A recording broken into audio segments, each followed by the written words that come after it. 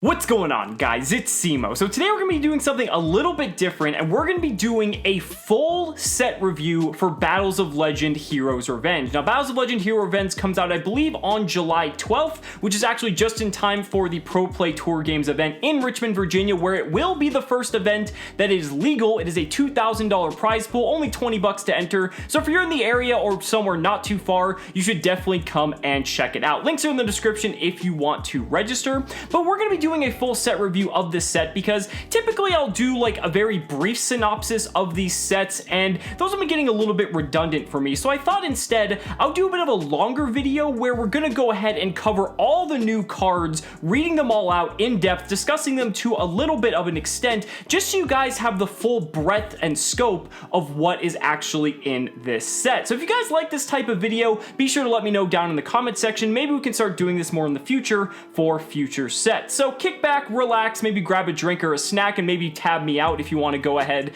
and do something else in the background, because it is just going to be a lot of talking, and I hope you guys enjoy. So without further ado, let's go ahead and get right into it. So I want to kick things off with all of the cards that are reprints that are going to be in this set. These aren't cards that are new, these are just cards that are going to be getting reprint, and a lot of them are getting rarity bumps as well. So I'm going to quickly fire through those because these are cards we already know, and I'm going to quickly share my thoughts on them. So to kick things off, we have Foolish Burial, Symbol of Friendship. Foolish Burial has had like a million reprints, but the higher rarity versions have gotten a little bit more expensive, so I guess it's nice, and I think an ultra rare will look pretty sick as well. Then we have several different hero cards. We have Vision Hero Vion, Vision Hero Witch Raider. Vion was actually getting a little bit pricey because of the interaction with the warrior-based decks and like Goki not too long ago, but those decks have kind of died down, but Vion just getting reprinted I still think is very good. We also have cards like Elemental Hero Stratos, Vision Hero Trinity, Destiny Hero Dangerous, Elemental Hero Neos Knight, Elemental Hero Ab-Zero. I think these are all just very standard good hero cards for the most part. Some of them are like a little bit niche, but they just haven't been reprinted in a while. But there is some Vision Hero new cards in here that we're going to be discussing a little bit later on, so it makes sense that they're including some of these other cards in here as well.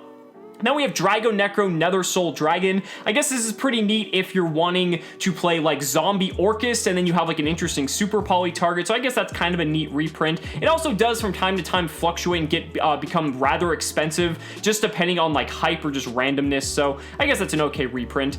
Lunalight Crimson Fox and Kaleido Chick is really cool for the Lunalight players out there because both these cards are just at common and they're two of the best cards in the entire deck, so I think it's nice for you Lunalight players out there that you're getting some love. Predaplast, I think this card has had like one reprint, or if like any reprint whatsoever, but it's like an okay card. Again, it's one of those like somewhat like randomly expensive cards that's just getting a reprint in here, so that's not bad. Dino Wrestler Pankratops getting this reprint at Secret Rare is going to look so nice. This card deserved to be anything but a common, so I'm so happy that this card's getting the love. Borrelsword Dragon is in this set, and if you guys have been looking for your opportunity to get one of the strongest staple link monsters in the entire game, this is going to be your opportunity to get it. I would still just buy the single, but again, just keep in mind that this card is getting reprinted, and get your hands on one if you don't already have it.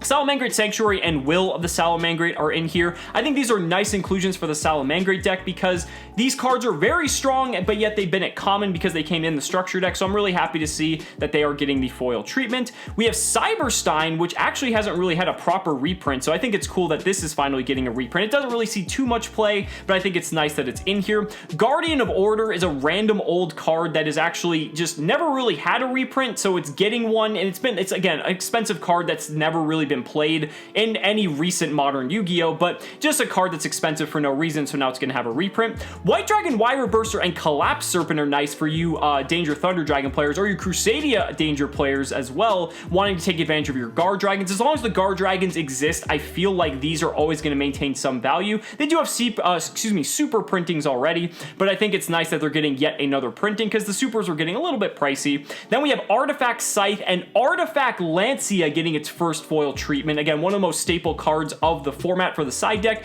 just because of all the banishing decks like Danger Thunder. You've got stuff like Orcus. It's just a very, very strong card. Definitely deserves something higher than common. Then we have a lot of the new Shaddoll cards. So we have, or excuse me, not new cards, foil Shaddoll cards. So we have stuff like Shaddoll Falco getting a foil printing, Shaddoll Hedgehogs, Shaddoll Squamata, and then Beast has already had a printing, but it's nice that it's going to be upgraded as well. Very good for the Shaddoll structure deck that we're going to be getting probably like next year that just won the poll in the OCG. So I think that's pretty neat. Subterror Guru for you Guru players out there is going to have a foil printing. Herald of the Arclight's a really nice one because this is for Necros players. I guess I should put Necros Cycle in here as well. But Herald of the Arclight has just had absolutely ridiculous price points, and it's nice that this card is going to be reprinted to definitely bring that down, to bring the barrier to entry to Necros from a price perspective more into alignment with a more roguish tier deck.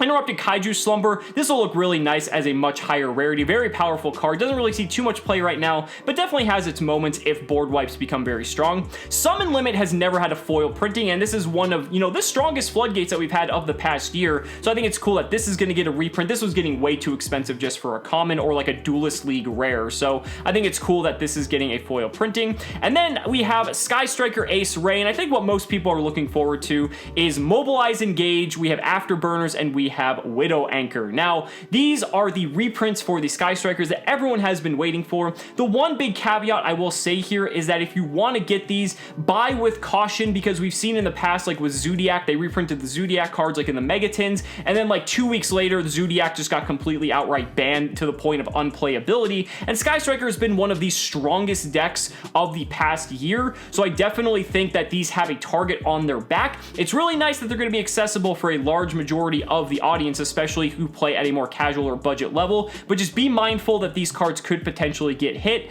and it's something you definitely need to be aware of. Last but not least, we have Utopia Kaiser. This was a prize card from, I believe, 2 years ago, maybe 3, but this was a pretty interesting card. Never really saw too much play. I think there was like a Spiral Synchro list that played this, which was kind of neat, but that's really the only playability this card has ever had. Nice from a collector's standpoint. It's nice, but don't expect to see it seeing too much play. So that's going to wrap it up instantly for the reprint. So that pretty much took out like half the set instantly. But that's what Battles of Legend is so cool. You get some new cards, you get a ton of solid reprints, and they're all at like the ultra and secret rare level. But now I want to go ahead and move over to the brand new cards. So there's a lot of them. So let's go ahead and get into it. So kicking things off with Eperia. Now this is a card that was from the anime. I believe this was played by Gansley in the 3rd season when they were in like the virtual world. This is a really cool card. It's if this card is summoned, draw 1 card, and you can only use it once per turn. It's a level 2 Earth Reptile, 500 attack and defense. It's not like crazy, but I think it's just cool that there's a card in Yu-Gi-Oh now that's a monster that's like, if it gets summoned, you just get to draw a card. I think there's potential here in the future that this card could potentially be abused, because if there's a way to recur this like every single turn, not even just on your turn, because if it's summoned, so I mean special summoned, if you could special summon it during your opponent's turn, you can draw a card. It's just like a very, very solid card. Will it see play? Probably not, but I just feel like there is some hidden potential for this card in the future at some point, and I'm really curious to see if we have anything that comes up later. Maybe it's like a reptile-based deck. We really haven't had a reptile-based like meta strategy in like forever. I don't even know if we really have, but I think it would be kind of cool to see this card be one of the solid 3-ofs in that deck. Now, next up, we have Water of Life. I think we're starting with a lot of the anime cards here. This was played, I believe, by Leon in the Grand Championship arc. And it's this card's all right. It's kind of like a bad Monster Reborn. It's a normal spell card. If you control no monsters, target one monster in your graveyard, special summon that target in attack position. Also, for the rest of the turn after this card resolves, you cannot activate monster effects except the effects of that special summon monster, and you can only activate this card once per turn. So, what's interesting is that it is Monster Reborn, but with a lot of heavy stipulations. Now, the nice thing is that you can play 3 of it, or the other interesting thing is if you use like one of your monsters that has like a negation as a combo piece, and you send that to the graveyard to like link off into something else, if you use Water of Life to resurrect that monster and it still has its negation, as long as you use Water of Life at like the end of the combo string, it's actually not like too bad, but I don't really see this seeing too much play. It's an interesting card. Again, it's just like a 3 of crappy Monster Reborn, but I love the artwork, the sentimental values there just from the anime, and who knows, maybe someone will find a way to do something with it. Next up, we have Gold Moon Coin, normal spell card. Add 2 cards from your hand to your opponent's hand, then draw 2 cards, and it's only once per turn. Yeah, this card is like a -3 or something because you're giving 2 cards to your opponent and then you draw 2, so that replaces itself, but then you use the Gold Moon Coin, so that's like losing a card, but so that would be inherently a -1, but you're not discarding the card, your opponent is getting them, so they're getting the card advantage rather than it going to the graveyard. Yeah, I don't know. Again, this is an anime card, but that is a extremely steep price just to draw 2 cards. I guess the kind of cool thing is it's like generic, but like just play like the pot cards or anything. Like, I don't know. I do not see that having any sort of playability whatsoever. Gingerbread House, a continuous spell card. During your opponent's standby phase, you can have as many monsters they control as possible, gain 600 attack. Then destroy as many monsters they control as possible with 2500 or more attack. And if you do, gain life points equal to the number of monsters destroyed times 500. And that attack gain remains even if this card leaves the field. You can only use this. You can only use this effect once per turn. So it's like a very slow board wipe, I guess, because you have to wait for the opponent's standby phase and you're giving their monsters attack value. So like, yeah, if your opponent's playing a ton of big monsters, I wish instead of destroying, I wish it like sent them to the grave, because that would be actually kind of interesting against the big combo decks that just amass huge boards with gigantic monsters, because then if it's sent, it would dodge like protective effects, but then at the same time, they would probably just negate this if it would take out their entire board anyway. So I don't know. I really don't see this seeing too much play, but I mean, again, it's anime cards, so we really don't have these seeing too much playability for the most part anyway.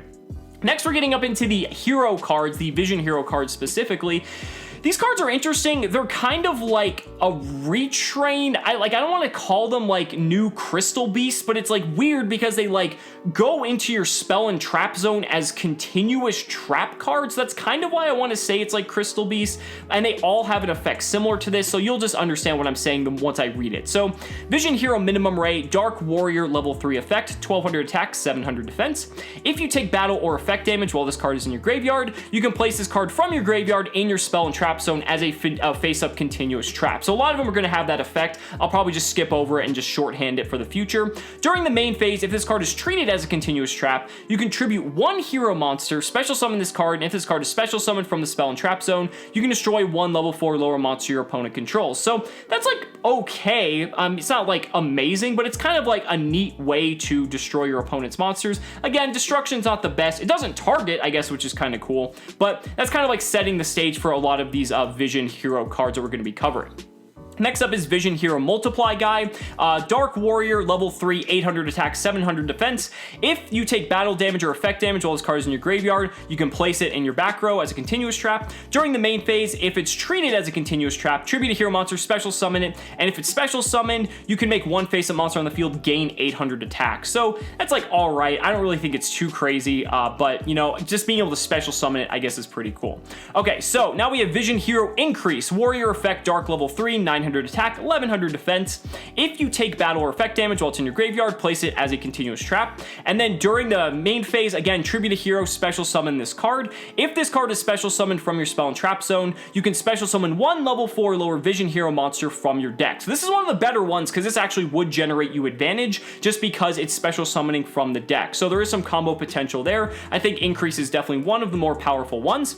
Next up, we have Vision Hero Poisoner. Again, same thing. You can tribute a hero, special summon it when it's in the continuous trap or as treated as a continuous trap. If it's special summoned this way, you can have the attack of 1 face-up monster on the field. Not bad. Again, I guess that's kind of better than the 800 attack gain, but at the same time, if you're trying to go for damage, I guess that one's better. They're kind of like in the same boat. I would say these are probably the lesser of the Vision Heroes. I definitely like the one that special summons from the deck and the one that pops monsters better.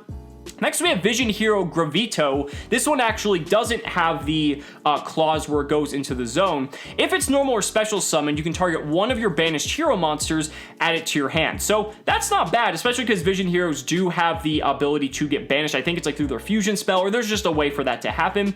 But you can tribute this card, then target 2 Vision Hero monsters in your spell and trap zone, special summon them. And that's once per turn. So it's kind of like, again, I don't want to call it Crystal Beast, but it's kind of like I forget if it's like Crystal Blessing that like special summons them, or if it's like, I know Ruby Carbuncle special summons all of them, but again, it's just a way to kind of like start swarming the field. It's like a little bit, it's like your starter card. I mean, it's more of an extender because you kind of need to be set up already. I guess it may be like for your turn 2. It really depends on how efficiently you can get these Vision Heroes in your spell and trap zone as continuous traps.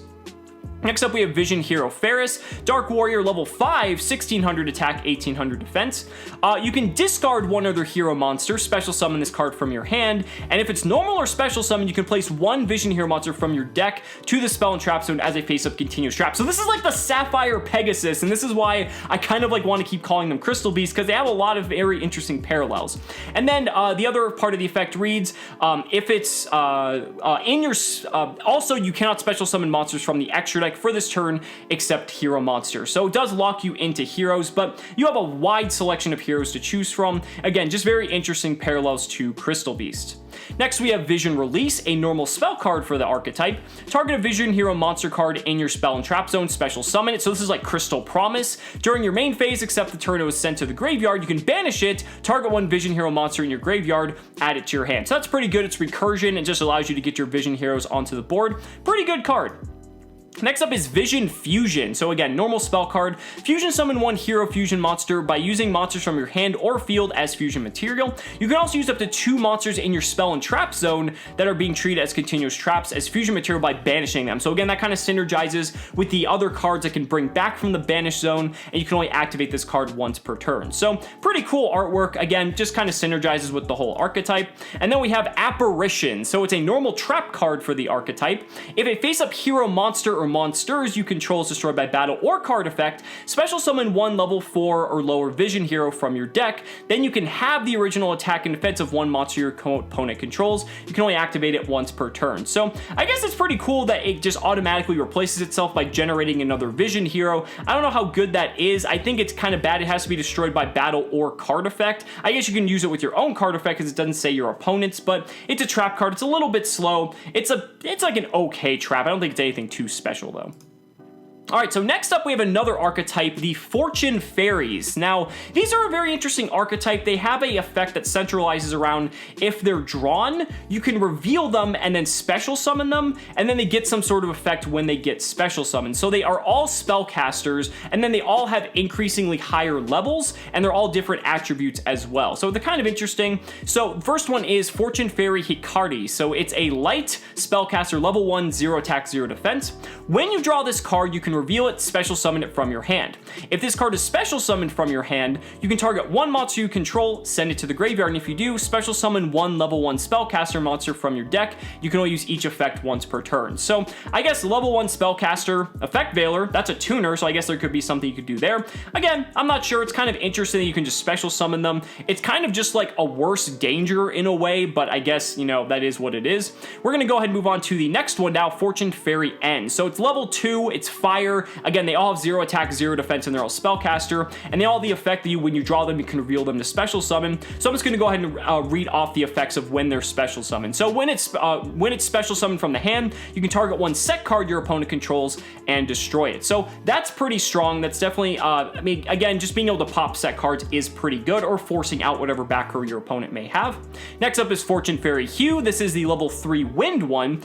When it's special summoned from the hand, you can target one of your banished spellcaster monsters, add it to your hand. Now, again, I don't know how well that works. I guess it depends on if you're playing other spellcasters in this deck as well. There could be some potential there for that to be good. Doesn't really seem too good on the surface though. Next up is Fortune Fairy Sui, level 4 and water, again 0 attack, 0 defense spellcaster for all of these. When you draw this, or excuse me, when you special summon it from the hand, you can target one other face-up monster on the field, banish it until the standby phase of your next turn. So it's interesting because it does target, but it is a way to remove the monster in a Farfa Burning Abyss type of effect. It's kind of interesting. I guess if you're trying to like OTK your opponent, it could be a way to bypass like protection from destruction type effects. Not too bad. Next up is Fortune Fairy and the Dark level 5. If it's special summoned from the hand, you can banish one spellcaster monster from your deck. So again, I don't really know how strong that is. I guess you could combine this with the level 3 one that allows you to add banish to your hand. So I guess there's some synergy there. Again, I'm just not really sure where that synergy lies. And then next up and lastly, I believe, is the level 6 Earth Fortune Fairy. If it's special summoned from the hand, you can make each player draw 1 card. So I guess it's nice because it does replace itself like a danger, but your opponent's getting the draw as well. And I guess that's the thing that does worry me about this card. Again, I'm not really sure where these cards are supposed to exactly lie, but they are interesting because they are unique in their mechanic of being, they're like dangers, but they're a little bit more restricted. They're just bad dangers. That's kind of like the way I see it. Next up is Unacceptable Result, a quick play spell for the Fortune Fairy archetype. If you control a spellcaster monster, special summon 1 Fortune Fairy from your hand. So this allows you to turbo out their effects, makes it so that it's not relying on them to be drawn before you can special summon them. So that's pretty neat. It's not once per turn, so that's something to keep in mind there. Next up is Miracle Stone, a continuous spell for the archetype. You can only control 1 Miracle Stone. All spellcaster monsters you control gain 500 attack and defense for each Fortune Fairy monster you control with different names. And once per turn, when an attack is declared involving your Fortune Fairy monster, you can draw 1 card. This card's like, okay. I mean, the card draw part is kind of neat, but again, like, I'm failing to see a deck that you're going to play these in with other spellcasters, because that means you need to be playing these and this card, and it's not really doing it for me. I'm not really seeing it, but I guess it's like an okay card draw engine. And then we have Lucky Loan, a normal spell for the archetype. Target 1 Fortune Fairy monster you control. Special summon 1 spellcaster monster from your hand or deck whose original level is 1 lower than that monster's. Also, during the next turn, after this resolves, you cannot normal or special summon monsters except spellcaster monsters, and you can only use this once per turn. This is a very interesting card to me because of the fact that if there is a spellcaster-centric archetype, because all of the Fortune Fairies are from level 1 to 6, if there's any benefit in cheating out a spellcaster that would reward you for playing the Fortune Fairies, this would be the reason to do it, because then it's kind of like having a way to actively tutor that spellcaster to the field. Now, what monster would that be? I don't exactly know, but I think this is a very unique payoff for including the Fortune Fairies in any spellcaster-centric strategy. Now, next up, we're going to be covering some TG support. Now, we've seen a little bit of TG support here and there from sets of the past. I believe we got that Link monster, like TG Halberd Can. I don't remember what it was, but it was like a secret rare. So we've been getting like splashes of it here and there. So first up is TG Gear Zombie, a dark level 1 zombie, 600 attack, 0 defense. Target 1 TG monster you control, special summon this card from your hand, then the targeted monster loses 1,000 attack. You can only use that effect once per turn. Very solid card. The fact that it's a tuner as well means that you can basically just special summon it out and start going into your TG synchro plays. I really like this card a lot. I wish it didn't just solely restrict you to playing TGs. Like, it's just like a very solid card all around, but it's good for the archetype, and I think it's a very nice inclusion. Next up is TG Drillfish, a water fish effect monster, level 1, 100 attack, 800 defense. This card can attack directly, and you can only use each of the following effects once per turn. If all monsters you control are TG monsters with a minimum of 1, you can special summon this card from your hand. Okay, pretty good. And then when a TG monster you control inflicts battle damage to your opponent, you can target 1 monster your opponent controls and destroy it. This is very reminiscent of like Altergeist Meluseek in a way, but it's cool because the Drillfish doesn't have to be what's dealing damage. Granted, it can attack directly, so that's nice, but any of your TGs can actually be the ones to trigger this, and then you can pop one of your opponent's monsters. So that's a pretty nice card. Again, I don't know if it's like one of the best things that like all TG decks are going to want to include, but I think it's very solid all around. Next up is TG Metal Skeleton. It's a dark zombie level 2, 1100 attack, 0 defense. If a monster or monsters on the field is destroyed by battle or an opponent's card effect, you can special summon this card from your hand. If a TG monster or monsters you control be destroyed by battle or card effect, you can banish this card from your field or graveyard instead. So it's kind of like a Return of the Dragon Lords-esque card, but you can banish it from the field as well. I think the fact that it has to be a card destroyed by battle or opponent's card effect is a little bit unfortunate, which means you can't like trigger this yourself, but it's still a very interesting card. It's, again, not bad. All the TG cards are typically like pretty decent. Obviously, TGs haven't been like insane in like years, but I think it's a very solid card nonetheless. Next up is a trap card, Sonic Stun. Normal trap, when an opponent's monster declares an attack, negate the attack, then you can special summon one TG monster or one level 4 lower tuner from your deck. So what I like about this is that you can special summon any level 4 or lower tuner. It doesn't have to be a TG monster. I think that's very powerful. Now the thing I don't like is that you have to do it when your opponent's monster declares an attack, and that's what I think takes away from this card being very viable, because this can be easily popped before you go into attack. Like, there's just so many bad sides to that I don't really think it's worth playing, but I think it's a very big payoff, especially for a TG deck, if you can get that to resolve. Now we have some brand new Xyz monsters. These are number monsters that we still have not yet had released in the TCG. First up is number 26, Spaceway Octa Bypass. I guess I'm getting surgery now. This is a light Psychic Xyz effect monster, rank 3, 800 attack, 2400 defense. 2 level 3 monsters, so it is generic. At the start of the battle phase, you can detach one material from this card. During the battle phase, a player can only attack with one monster, and its attacks become a direct attack. Interesting. You can only use this effect once per turn. At the end of the damage step, if a monster inflicted battle damage by a direct attack, give control of that monster that attacked to the turn player's opponent. So that's really interesting. There's not many like deterrents typically for cards that involve like not wanting to attack, but I would say this is probably one of the better ones, because losing control of one of your monsters is absolutely crazy. Now again, this doesn't come with any sort of protection, so it's like it can just be easily popped before you even go into the battle phase. I guess in a simplified game state, this card could actually be very powerful, but again, I don't really see this seeing too much play, but who knows? This is something that if you're playing a rank 3 strategy, you know, Burning Abyss, there's plenty of rank 3 decks out there. It's something you might want to consider depending on how the metagame looks. Next up is number 60, Duelist the Timeless. Oh boy. So this is a Fire Phoenix Xyz effect, rank 4, 1200 attack, 1200 defense. So he is kind of weak, but I think his effect makes up for it. So he requires 2 level 4 monsters, so he's generic. You can detach 2 materials from this card, then activate one of the following effects. Skip your next draw phase, also draw 2 cards, then discard a card. So this is cool because even though you're skipping your next draw phase, you're going 2 cards deeper regardless. So it's kind of like you're taking your next draw phase a turn prior. So that's pretty neat. The next effect, or the other effects you could use, are skip your next main phase 1, also special summon 1 monster from your graveyard in defense position.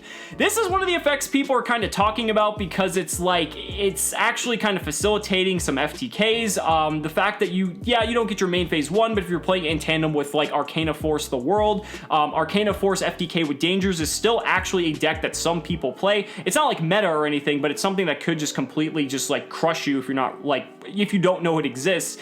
Yeah, that's a pretty powerful effect. And then the other effect is you can skip your battle phase of your next turn, also double the attack of 1 monster you control until the end phase. So what's cool about this card is it essentially allows you to get the value of your next turn by relinquishing the phase corresponding to what you would be doing in that particular phase. You get an extra card, you special summon another monster, or you get to double the attack of one of your monsters. I think this is a very powerful rank 4. I think this is a sleeper card in this set, unless people are already looking at this. This is a very, very strong card.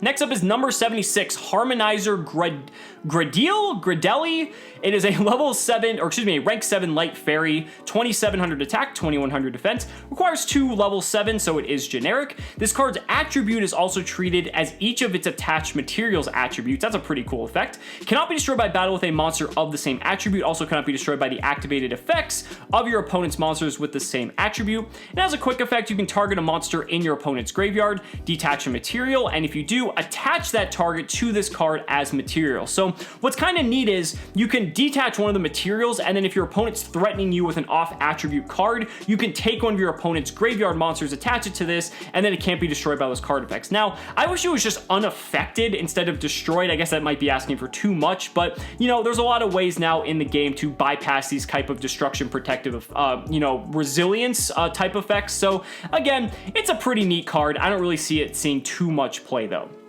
Next up is number 97, Draglubian. It is a dragon, rank 8, 3000 attack, 3000 defense. That's a big boy. 2 level 8 monsters, so again, generic, which I really like to see out of these Xyzs. Your opponent cannot target this card with card effects. Already sounds pretty good to me. You can detach 1 material from this card, take 2 dragon number monsters with different names from your extra deck and or graveyard, except this card, or excuse me, except another copy of this card. Special summon 1 of them and attach the other to it as material.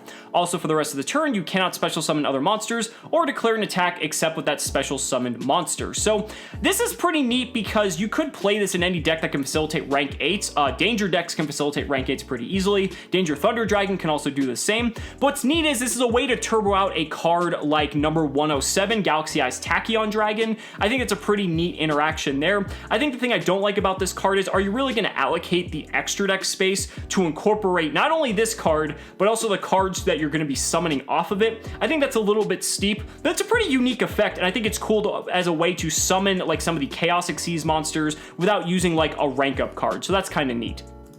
Next up, we have the Battle Wasps. Now, the Battle Wasps are basically 2019 versions of Blackwings. They have very reminiscent text of the Blackwing monsters, but at the same time, they also do some burn damage as well, and I think there's also some correlation to the anime, although I didn't exactly watch that one, so I can't say for sure. So first up is Battle Wasp Pin the Bullseye. So it's a wind insect, level 1, 200 attack, 300 defense. If you control an insect monster, you can special summon this card from your hand. During your main phase, you can inflict 200 damage to your opponent for each Battle Wasp Pin the Bullseye you control. You can only use each effect once per turn. So here you only care about the special summoning effect. They also are a synchro based archetype, so again, that's the reason why you care, but it's also cool for link summoning as well. Next up is Battle Wasp Dart the Hunter. They're all wind insects. This one is level 100 attack and defense. When your Battle Wasp monster destroys a monster by battle that is owned by your opponent, you can discard this card, inflict damage to your opponent equal to that destroyed monster's original attack. I think that's a little bit steep asking for that. That's like way too many ifs if that's going to happen. You can target one other insect monster you control. It is treated as a tuner this turn. Also, you cannot special summon monsters from your extra deck except insects. So I think that's cool. You can make something a tuner, but I think that first effect is rarely ever going to happen unless you're just gonna go in with some of the big synchros in this deck. Next up is Battle Wasp Sting the Poison. Again, wind insect. This one's a tuner though. Level 2, 400 attack, 800 defense. If this card is normal or special summon, you can add 1 Battle Wasp monster from your deck to your hand except itself. So it's the Stratos, very strong card. As a quick effect, you contribute 1 other insect monster, then target 1 effect monster your opponent controls, negate its effects until the end of the turn. This is just a very solid foundation for any archetype that they would want to have. It's a Stratos, and then also it can negate the effects of monsters your opponent has. That's a very, very strong card. It is weak, but definitely do not underestimate a card like this. Next up is Battle Wasp Twin Bow the Attacker. Again, wind insect, level 3, 1000 attack, 500 defense. During your main phase, you can special summon this card from your hand. Already seems pretty good. Also, you cannot special summon monsters from the extra deck for the rest of the turn except insects. You can only use this effect once per turn, and this card can make 2 attacks during the battle phase. So it is 1000 attack. I guess that's a little bit, that's like, 4 attack 4 times, your opponent's dead. So, I mean, it's like 2000 attack, but it has to attack twice. But just being able to special summon itself is very, very strong, even though it is only a once per turn clause. Again, just very good for any deck that wants to spam the board with monsters for synchro or link material. Again, you are locked into insects though, so do keep that in mind. Next up is Battle Wasp Arbalest the Rapid Fire. So again, it's wind insect, level 4, 1800 attack, 800 defense. When it's normal summoned, you can target 1 level 3 or lower insect in your graveyard, special summon it in defense. Keep in mind it doesn't say Battle Wasp, so that can be any insect monster. If this card in its owner's possession is destroyed by an opponent's card, a little bit steep, you can special summon 1 Battle Wasp monster from your hand or deck. Very, very strong effect. Definitely something that this deck would love to have. Again, the fact that it has to be destroyed by the opponent's card is a little bit troubling, but again, it will happen from time to time. You just want this for the graveyard recursion regardless. It does not even matter. Alright, so now we're going to get into the synchros. So now we have Battle Wasp Azusa the Ghost Bow. Sick name. Wind Insect Synchro Tuner effect monster. Level 5, 2200 attack, 1600 defense. It's generic. When your opponent takes effect damage from another Battle Wasp monster, you can inflict damage to your opponent equal to the original attack of that monster. So again, this is kind of like playing into the whole burn aspect that this archetype has. You can only use that effect once per turn. And when a monster is destroyed by battle with your Battle Wasp monster while this card's in your graveyard, you can special summon this card from your graveyard, but banish it when it leaves the field. I love this card just for that effect. I think that is a very, very strong effect. Just being able to recur not only this level 5, but the fact that it is a tuner as well, that is a very solid card. Next up is Battle Wasp Halberd the Charge. So level 6, 2500 attack, 800 defense. It requires an insect tuner and one or more non-tuners. The other one was generic, keep that in mind. Once per battle during damage calc, if this card attacks an opponent's monster with equal or higher attack, as a quick effect, you can have the attack of that opponent's monster during damage calc only. When this card inflicts battle damage to your opponent, inflict 200 damage to your opponent for each Battle Wasp monster you control. So it's okay. I mean, it's just a gigantic beater realistically, but it's not like too bad. It's not just like anything incredible either. Next up is Battle Wasp Hama the Conquering Bow. Wind Insect level 8 synchro, 2800 attack, 2000 defense. This one is completely generic. If this card was synchro summoned using a synchro monster as material, so Azusa, it can make a second attack during each battle phase. And that's very strong because this thing already has 2800 attack. That's 5600 attack, so or 5600 points worth of damage. So just bear that in mind.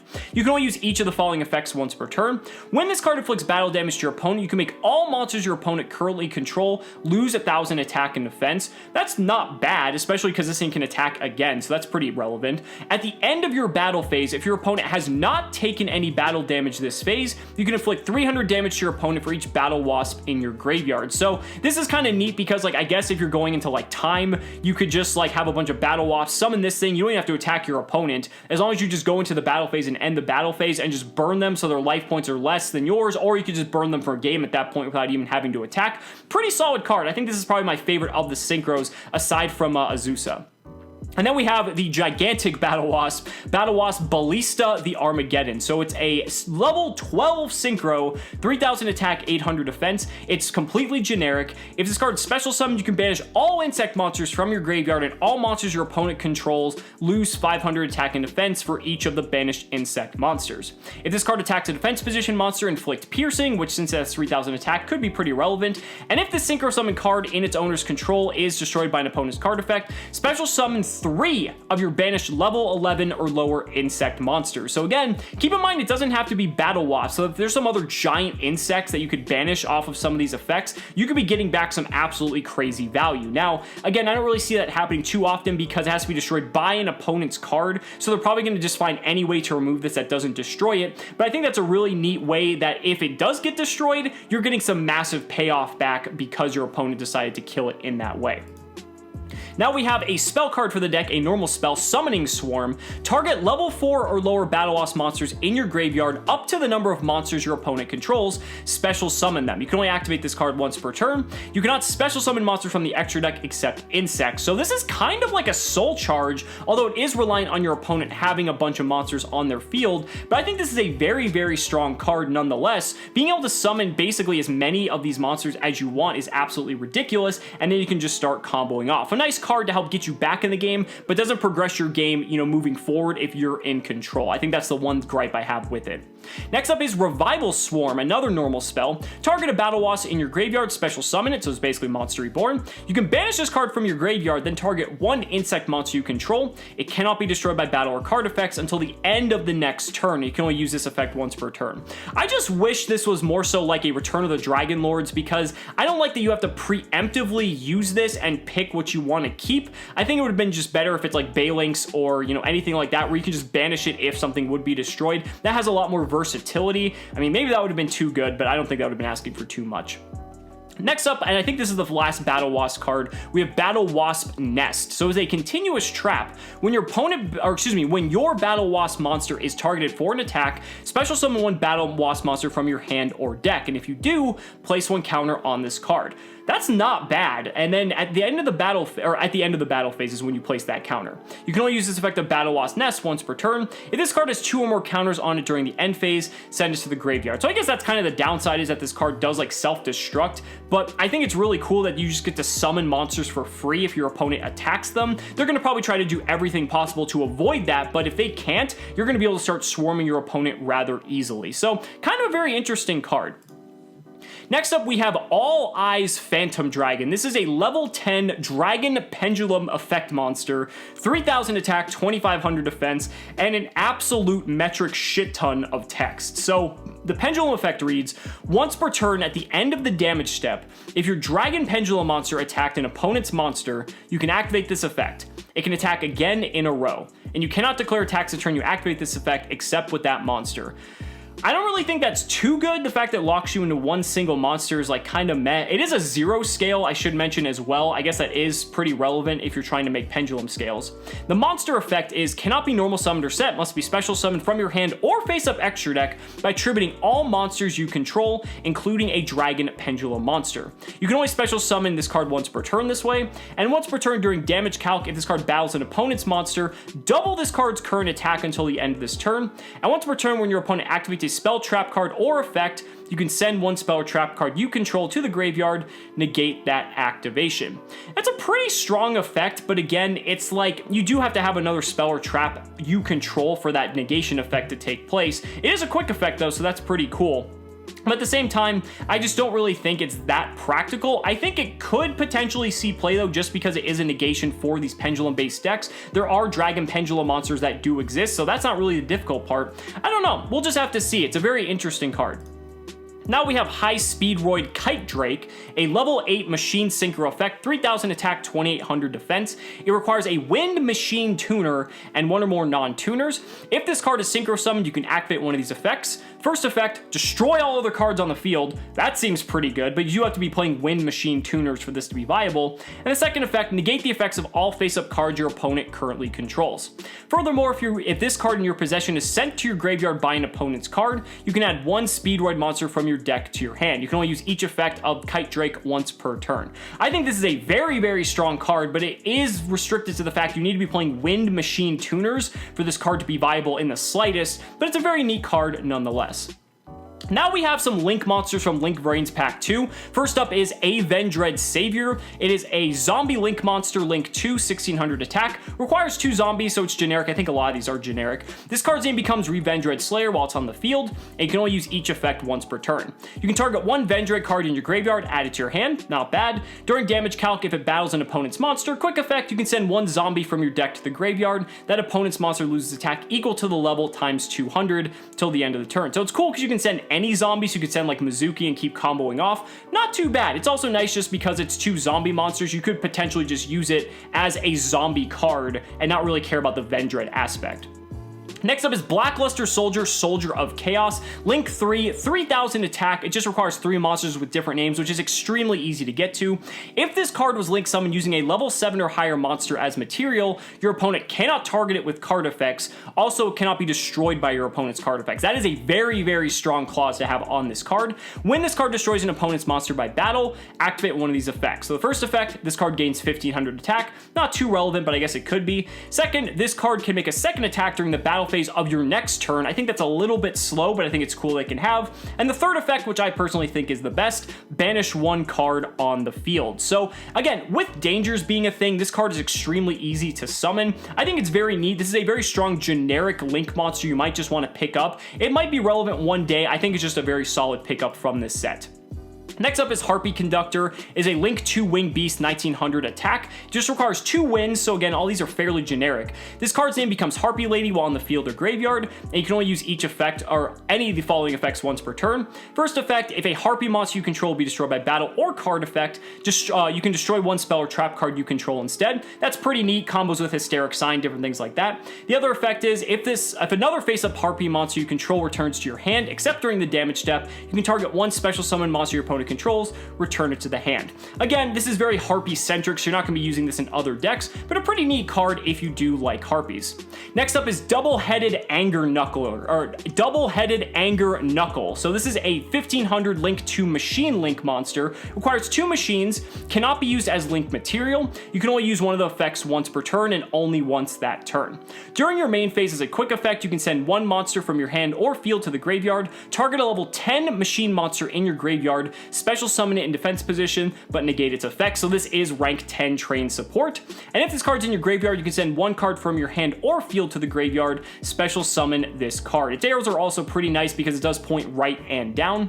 Next up is Traptrix Sarah. So it's a link 1 800 attack. It is a plant, but it does point directly down, so it's like Nightmare Mermaid. 1 non-link Traptrix monster. This link summon card is unaffected by trap effects. You can only use each of the following effects once per turn and not during the damage step.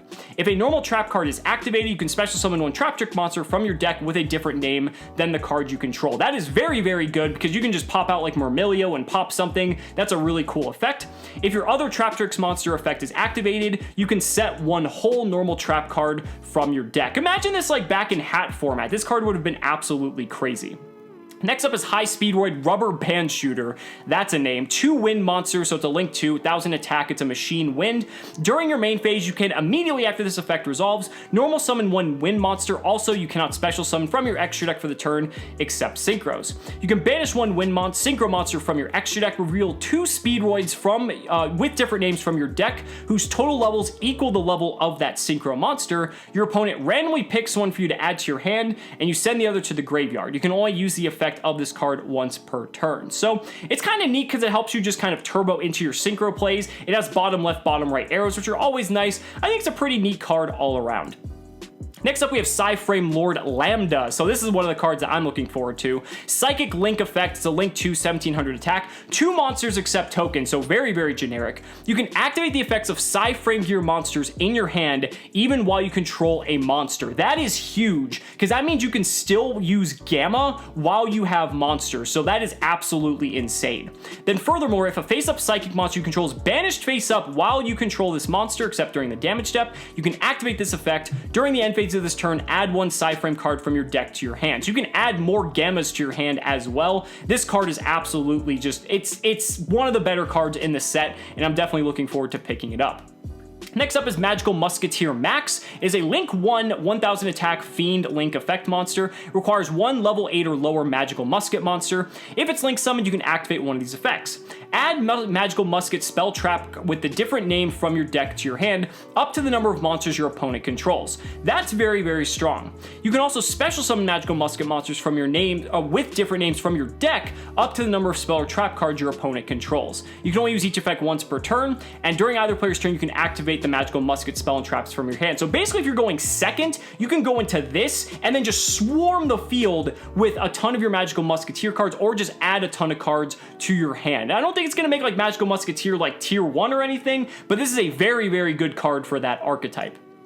Next up is Gimmick Puppet Chimera Doll. It is a Dark Machine Link, 1500 attack, link 2, bottom left, bottom right arrows, requires 2 machines. During your main phase, if you control this link summon card, activate this effect. Cannot special summon from the extra deck except machine monsters. Also take a Gimmick Puppet monster from your deck and either add it to your hand or send it to the graveyard. Then if all monsters you control are Gimmick Puppets with a minimum being 1, special summon 1 Gimmick Puppet monster from your hand. You can only use this effect once per turn. I think this is pretty good for that archetype. Again, bottom left, bottom right arrows are pretty nice, but it's very solely locked to Gimmick Puppet, so I don't think it's anything crazy. Now we have the card I'm probably looking forward to the most, Salamangrate Almirage. So this is a 0 attack link 1 with a bottom right pointing arrow. It's a Cyberse Link monster, it's fire, so it's gonna be Salamangrate. 1 normal summon monster with 1000 or less attack. Keep that in mind. As a quick effect, you can tribute this card, then target 1 monster you control. Cannot be destroyed by your opponent's card effects this turn. When a normal summon monster you control is destroyed by battle while this card's in your graveyard, you can special summon this card, and you can only use this effect once per turn. Why this is so good is because this allows you in Orcust to turn your Phantom Knights into 1 card combos, because you can just use your Phantom Knight, link off into Almirage, banish to add the Phantom Knights of Shade Brigadine, special summon, now you have full combo. Furthermore, in a deck like Altergeist, you can play a card like Sangan now. Sangan, link off into Almirage, then you can use Sangan to search Multi-Faker, and now you're set with Multi-Faker. So it adds consistency to the Altergeist deck in a way that is nothing to do with Altergeist. This card is so versatile, I absolutely love it, and this is probably one of the cards I'm looking forward to the most out of the set. Only 2 cards left. We have 2 traps. First up is Stardust Mirage. It is a normal trap card. If you control level 8 or higher dragon synchro monster, special summon as many monsters as possible from your graveyard that were destroyed and sent to the graveyard by battle or an opponent's card effect this turn. You can only use this once per turn. Don't think it's too likely that you're going to be pulling that off, but it's a pretty cool payoff. If you do it, like, you're going to be talking about that for ages. That's all I have to say. And then the other card that I'm probably looking forward to the most is Dark Sacrifice. So this is a normal trap card. When your opponent activates a card or effect that would destroy a card or cards on the field, negate that effect. Then send 1 level 3 or lower dark monster from your deck to the graveyard. So the reason why this is so powerful, this not only gives Mystic Mine a boost because Lilith just so happens to be a level 3 or lower dark monster, so you can protect your Mystic Mine even further, but you also have stuff like Burning Abyss or any just dark based deck that has level 3 or lower monsters in it. You can now protect your field with this card. This is such a good card. Dark already has probably the best arc attribute based support in the game, and now they have Dark Sacrifice as well. What an absolute payoff for being in the Dark attribute. So guys, that is going to wrap up the overall Battles of Legend Heroes Revenge set list review. I really hope you guys enjoyed this video. I know it was a long one, but definitely let me know down in the comments what you think of the set and if you appreciated this video and if you want to see me do more of this style of video in the future. I'd really love to hear your thoughts. Guys, thank you so much for watching the video. Be sure to like the video as always. Subscribe to the channel for more amazing Yu-Gi-Oh content, and if you found this video informative, consider supporting me on Patreon or becoming a YouTube channel member, because just by showing your support in any way that you can, you're investing in my ability to continue bringing you amazing Yu-Gi-Oh content. So thanks so much again, and we'll see you next time.